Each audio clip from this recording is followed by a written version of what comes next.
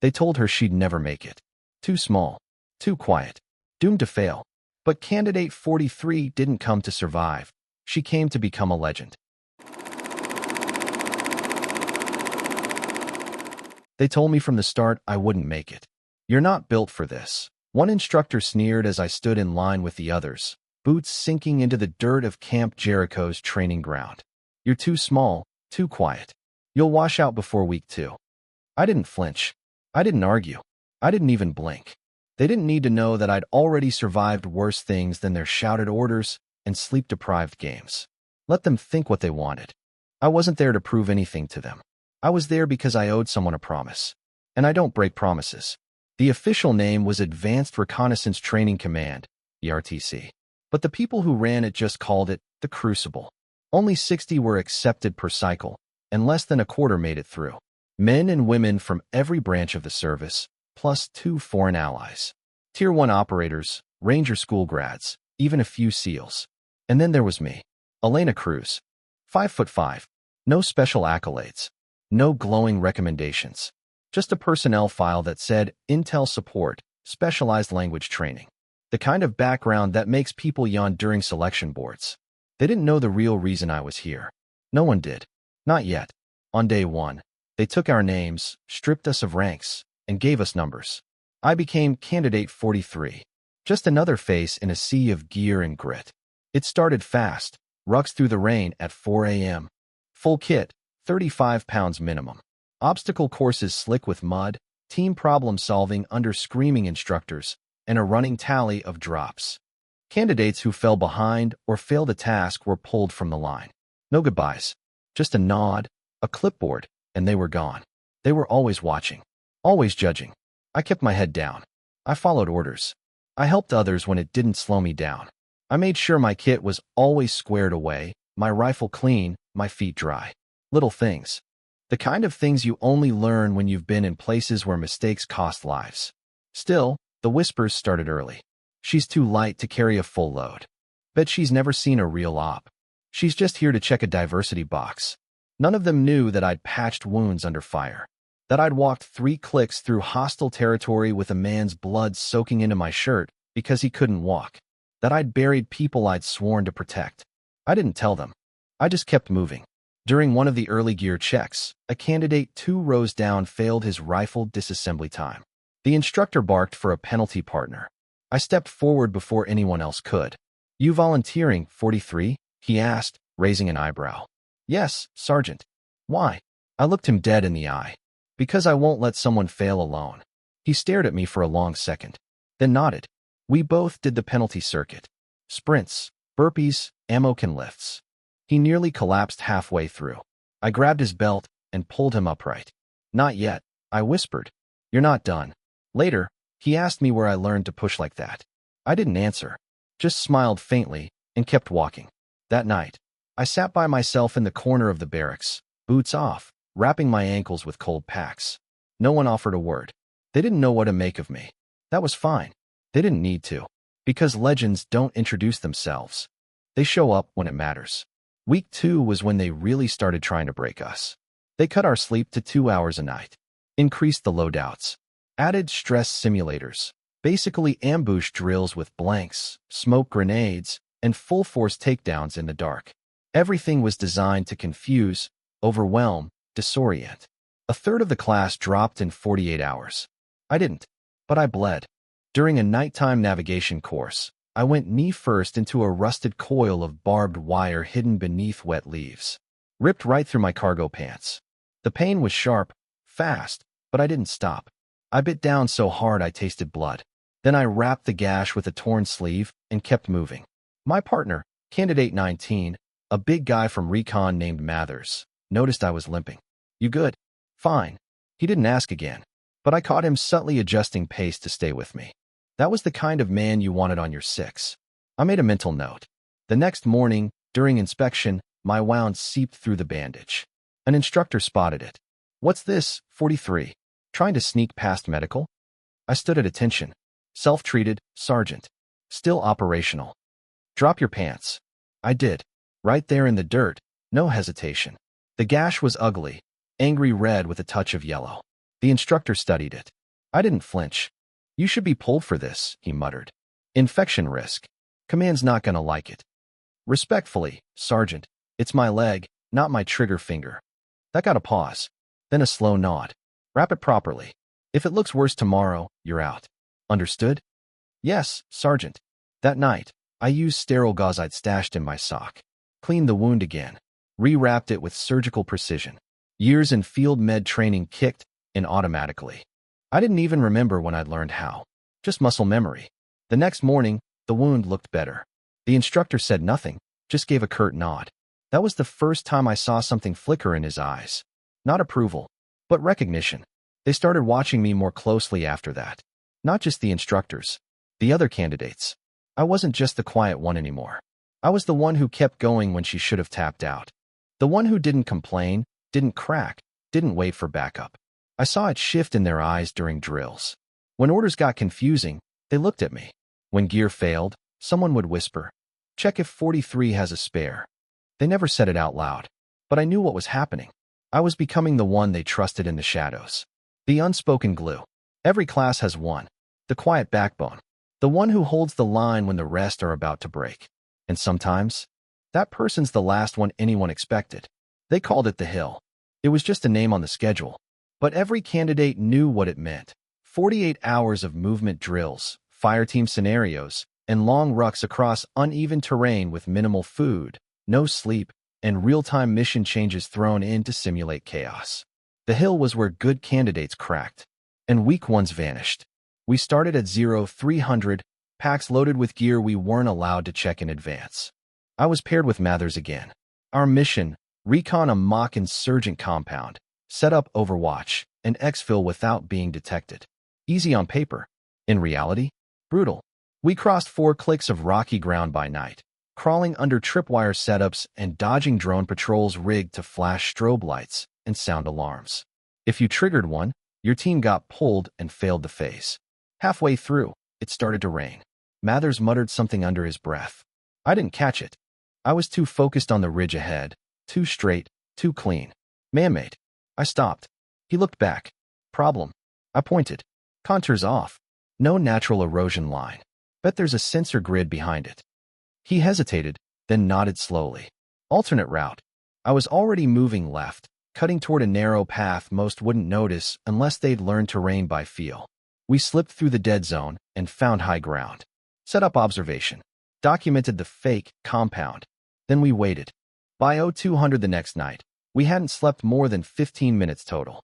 Mathers was nodding off between blinks. I kept watch, eyes locked on the tree line. Something felt off. The instructors were testing more than endurance. They wanted to see if we'd play it safe. Stick to the script. I chose not to. Movement, left perimeter. I whispered, barely audible. Mathers came alert instantly. 2 silhouettes appeared below, dragging what looked like an injured teammate. Another test, clearly staged. But it wasn't our scenario. Still, I moved. Left Mathers with our gear and slipped down the slope without a sound. The wounded man had a fake gut wound, blood pack strapped over his camis. The other candidate was panicked, fumbling with a radio that wasn't working. I didn't waste time. Applied pressure to the pack. Rewrapped the wound. Calmed the panicked candidate with a few quick words and checked their map. They were lost. Way off course. And the injured one was close to hypothermic. That part wasn't simulated. I didn't ask permission. I helped them back up the hill, tucked them under shelter, shared one of my thermal packs. By the time the instructors showed up at dawn, both were stable. The med team pulled them off course, nodding in silence. I expected a reprimand for abandoning my post.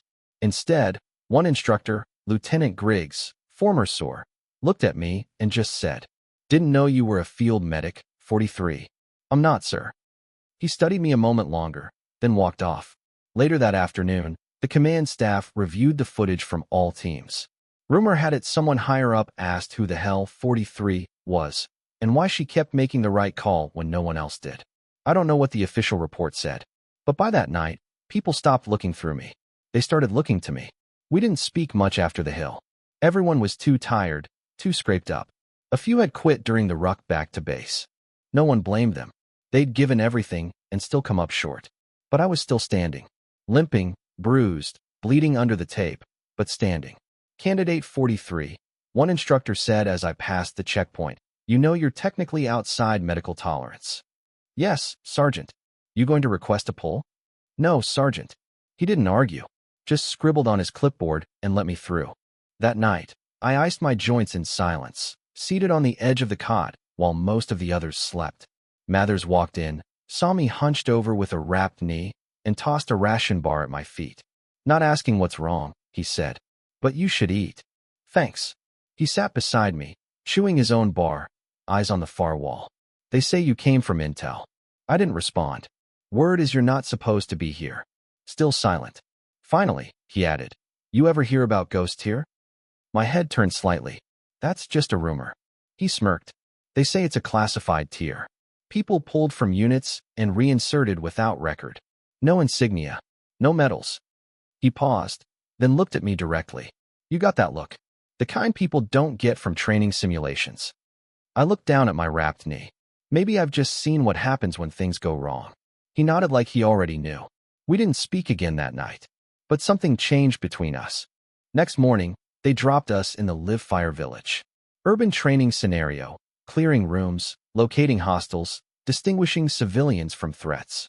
Sounded routine, but ARTC didn't do routine. They added irregular variables, booby traps that didn't trigger unless you hit a specific beam, hostiles who pretended to be medics, even civilians who'd cry for help only to pull concealed weapons when approached.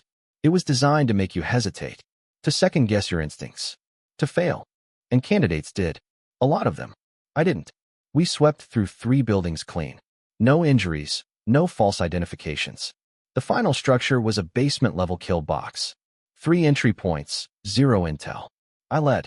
We cleared each room fast and smooth, until the last. A target popped up at the far end, simulating a civilian with a shaking hand and a metal object. Everyone paused. I stepped forward without raising my rifle. "Drop it," I said calmly. The figure hesitated, then did. No shots fired. Scenario ended. Instructor Vega walked in 10 seconds later, clapping slowly. Only team to complete without a civilian kill. He walked past the others and stopped in front of me. "How'd you know he wasn't a threat?" Shoulders were too square. Fear's different. He was shaking, but his eyes didn't lock on us. He wasn't looking for a chance. He was scared of dying. Vega blinked, then said quietly, "That's not something you learn here." I didn't answer. By the time we marched back, half the platoon had started calling me Eagle Eye. I hated it, but I let it slide. You don't correct people when they're finally seeing what you've been all along. They called it Judgment Day. 72 hours of sustained operations with 0 rest. 3 back-to-back field missions, rotated fire team command, disinformation pumped into comms channels, and instructors feeding false orders to see who'd crack. It wasn't about tactics. It was about trust, how you built it, how fast you lost it, and what happened when no one believed you were right. They gave me command on day 2. We were tasked with clearing a valley route under simulated drone threat and relocating a downed VIP before sunrise. My fire team was exhausted. Mathers was barely upright. Collins, another candidate, had puked twice and was hallucinating shadows. Nobody wanted me in charge. "She doesn't even raise her voice," someone whispered behind my back. "How's she gonna lead when it all goes loud?" I didn't care. We moved under red light. My plan was tight.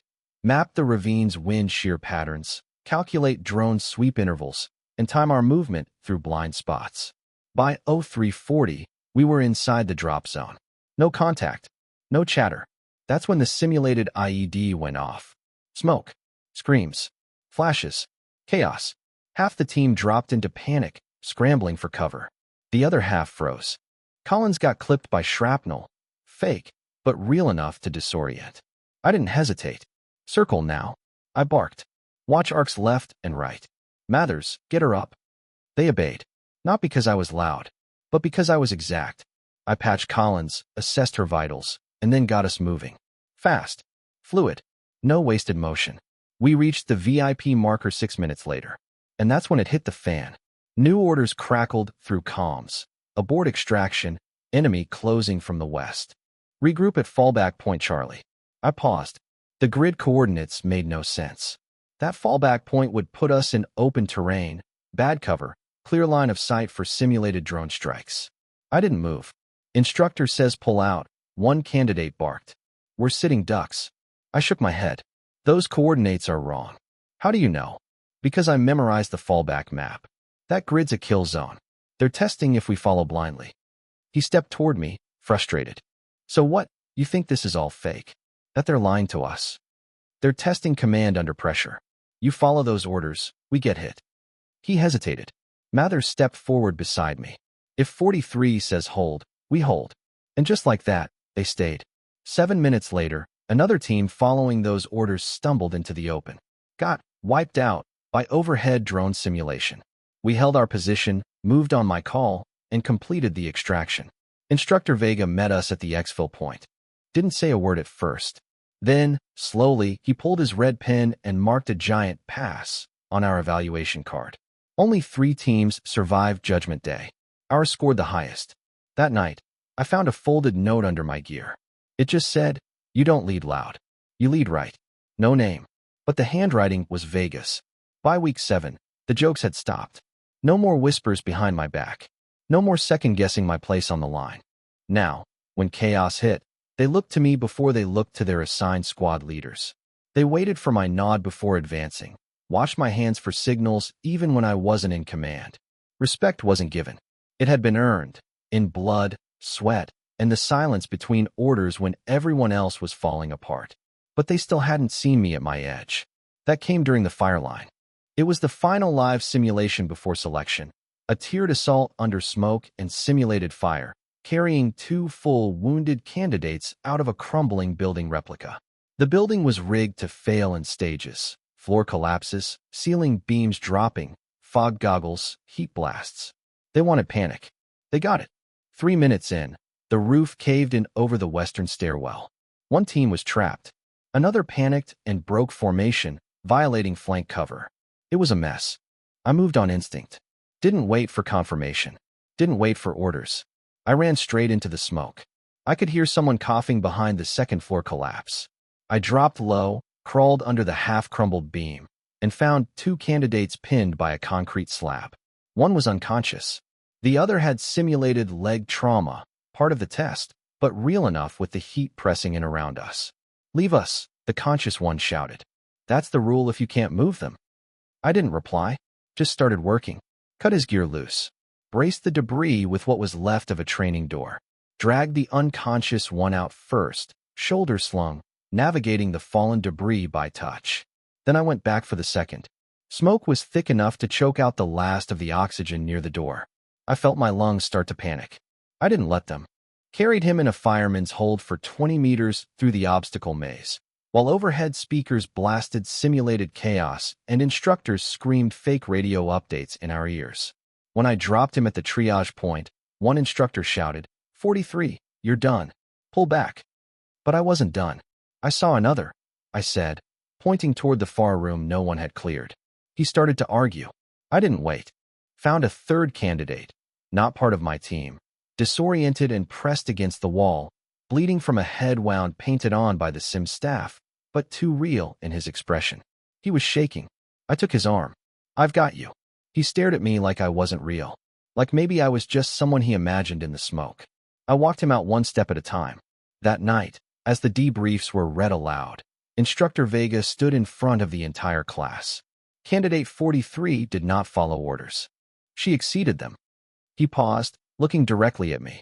There's a difference between recklessness and instinct, and sometimes, the ones who disobey save the mission. He didn't need to say more. Every candidate in that room already knew what happened, and none of them would ever forget. They called me in alone. No warning. No lineup. Just a knock at the barracks door before dawn. 43, the staff sergeant said. Command wants a word.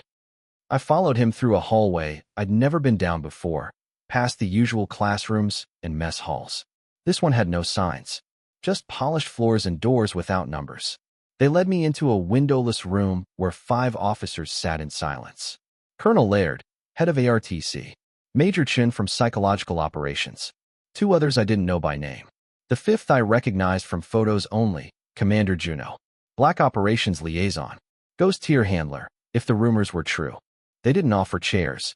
Just stared. Colonel Laird spoke first. You've done things in this course no one expected. I said nothing. Your file says Intel and Language Specialist. No combat citations, no deployments past green zones. Still silent. He tossed a folder on the table. It slid open, revealing grainy thermal images. A woman, small build, dark ponytail, dragging a wounded man through desert terrain. Night vision overlays. IR signatures. I suppose that's not you? I met his eyes. You already know it is. Commander Juno leaned forward. What was your designation in Operation Stonevale? I hesitated, just for a second, then answered, Shadow 9. He nodded. So it's true. You weren't extracted. You self-exfilled through enemy territory. 12 clicks. No maps. No backup. And why didn't you file your own survival? Because the rest didn't survive. And I didn't want the medal. The room fell silent for a long time. Then Major Chun tapped a tablet and turned it toward me. Video footage. Me in the training yard. Pulling Collins through smoke. Calling orders during the fire line. Carrying out the unconscious man with blood soaking my sleeve. You could have coasted through this course, Chin said. No one knew who you were. You could have passed without lifting a finger. But you didn't. I'm not here to coast, I said. I'm here to earn it again. Colonel Laird finally gestured to the door. You can go. Results post tomorrow. As I turned to leave, Commander Juno spoke once more. You're not like the others, 43. I paused. No, sir, I said. I'm not. Then I walked out. I didn't need to know if I passed. Because I already had. They posted the final board in silence. A single sheet on the mess hall wall, laminated, nailed to the corkboard with 2 brass pins. No announcement. No ceremony. Just a list of numbers. Those who passed. Those who didn't. I walked in late, after the crowd had already gathered. The room was quiet, too quiet. Even those who passed weren't celebrating. There were only 9 names. Out of 60. Mathers stood near the back, arms crossed. When he saw me, he didn't say a word. Just pointed. I stepped forward. There it was. Candidate 43, selected. No surprises. No adrenaline. Just that cold, steady silence in my chest I'd known since the first day I came here. I turned to leave, but someone caught my arm. It was Collins, the one I'd dragged through smoke and fire 2 weeks ago. Why didn't you leave me? She asked. You weren't ordered to help. You risked your own slot. I looked her in the eyes. Saw the guilt still lingering there. Because you would have done the same, I said. She hesitated. But I didn't. Not then, I said. But now you will. Outside, the sun was just beginning to rise. Pale gold cutting through the early fog over the training yard. I walked alone to the memorial wall. A stone slab near the back of camp. No ceremony, no plaque, just names etched into granite. Those who had trained here and never made it out. Some lost in accidents. Others on real ops after graduation. I found the one I came to see. Lieutenant Anna Cruz. Kia, Operation Daggerfall. My sister. The reason I'd come.